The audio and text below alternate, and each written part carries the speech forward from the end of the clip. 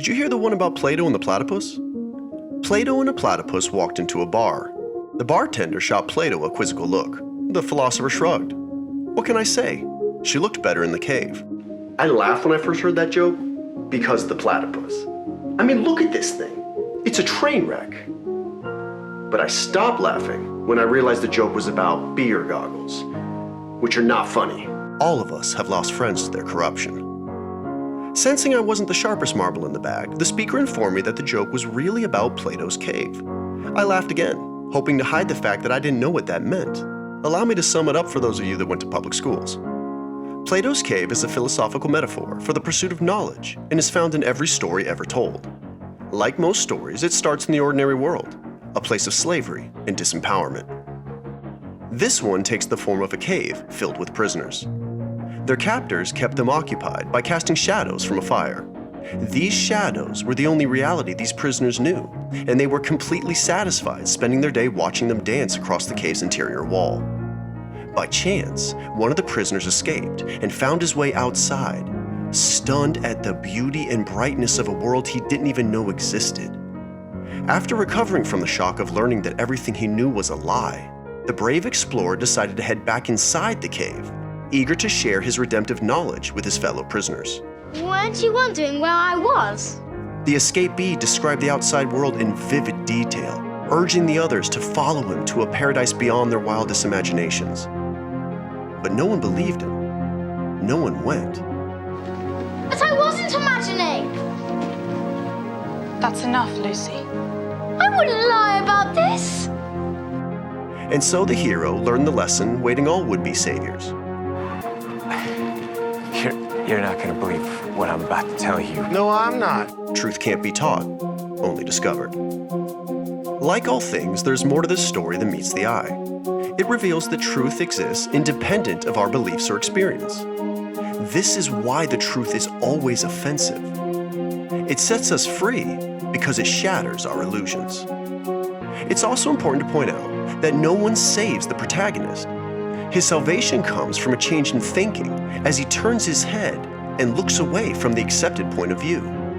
True change doesn't come from what happens to you, it's because of what's in you. The hero also learns that everything they know is wrong, which is an important part of every story ever told. You must unlearn what you have learned. The reason for this is that the hero's journey is just a blueprint for how to change your mind. You can't solve a problem with the same thinking that created it. Story is the fall and restoration of paradise, which is ultimately the restoration of choice. Beware anyone that wants to take yours away. Only psychopaths try. The final warning of the story is that the pursuit of wisdom comes with a price. We don't see the world as it is, we see it as we are. All perception is projection, and we'll punish, mock, and fact-check anyone that tries to look in a different direction. This is why no one believes the hero. Why should they? All the evidence in the world said that they were right, and he was just a crackpot. I mean, they could clearly see the shadows on the wall in front of them. They probably even had experts who quantified and measured them, creating math equations and scientific experiments, explaining where they came from and why. You see, this cave was a part of them. Their parents were born here, and their parents before them. It's where they learned about love and life and God. Who was he to disrupt that? As Galadriel said, to bear a ring of power is to be alone. To better understand this, we turn to the esoteric truths of the story revealed through the Tetractys. It comes from Pythagoras and probably the Orphic mysteries before him. You'll find it mirrored everywhere, including the Tree of Life from Kabbalah and Jacob's Ladder in the Bible. The levels represent different things, depending on your programming. For now, we'll look at them through the lens of the conscious and unconscious mind. The reason the other prisoners don't listen to the protagonist is that the subconscious can't be quantified or categorized by the conscious mind. Separation can never comprehend union. Something is always lost in the translation. Nietzsche identified this juxtaposition as the Apollonian part of our mind trying to create order from the chaotic Dionysian parts. Another way to look at this is the field of physics and metaphysics. They require an intermediary. Iamblichus called this the law of mean terms. which states that opposites can only find harmony through an intermediary with something in common with each. This is the hero in every story, who starts in one world, travels to the next, and by the end is a master of both. This is the psychopomp, or savior son in religions and ancient myths. And despite the latest propaganda, it's only a male because all odd numbers were masculine and all evens were feminine. This hero serves as a bridge, uniting the two realms, creating an alchemical marriage. The plot in a story is just the external manifestation of this, as the hero dives into their subconscious to face their wound, the forgotten part where their power lies. This coming and going, or inhale and exhale, from which all things derive, is also the root of all story. This sine wave is the fall and restoration of paradise, where the hero's final revelation is that the only sin is self-improvement. The start of a story is never the beginning, and the same is true of Plato's cave. Instead of looking at this allegory through the gods Apollo and Dionysus, perhaps it's better to turn to Prometheus and Hermes. Both are psychopomps that are responsible for introducing the two lights found in our story. Prometheus was punished for bringing humans fire, its illumination the source of the shadows in the cave. These shadows represent the tetrad, or material world. This is the kingdom of darkness every religion and online guru promises salvation from. Here, citizens read holy books instead of writing their own. Those enamored by the shadows are promoted and honored, while those indifferent are written off as slackers or failures. But success in a broken system means you're broken.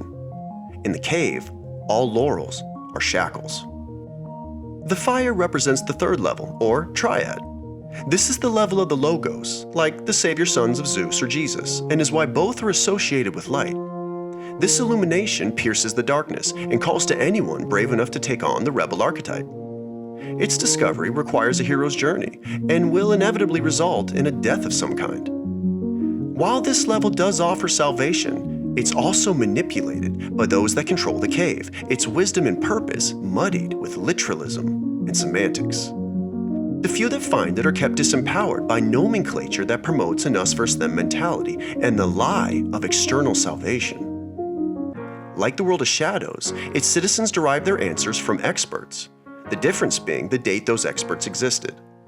They've convinced themselves that the older and more esoteric, the closer it is to the truth, and in many ways they're right. The danger here is mistaking the map for the territory and moving from one cave to another, forever seeking and never finding. This is where Hermes comes in. Unlike Prometheus, Hermes reveals a light hidden in darkness, its truth unknown to anyone unwilling to seek wisdom beyond the warmth of the fire. There are no books or teachers that can adequately explain this light, though there are a few that point to the shadows that surround it. How do you teach wisdom that's paradoxical? To paraphrase Eurygena in the Paraphesion, how do you intelligently speak of a creation that creates its creator? This is the mystery hidden through the ages that Paul speaks about in the Bible. The Logos manifests in creation, but is also its originator.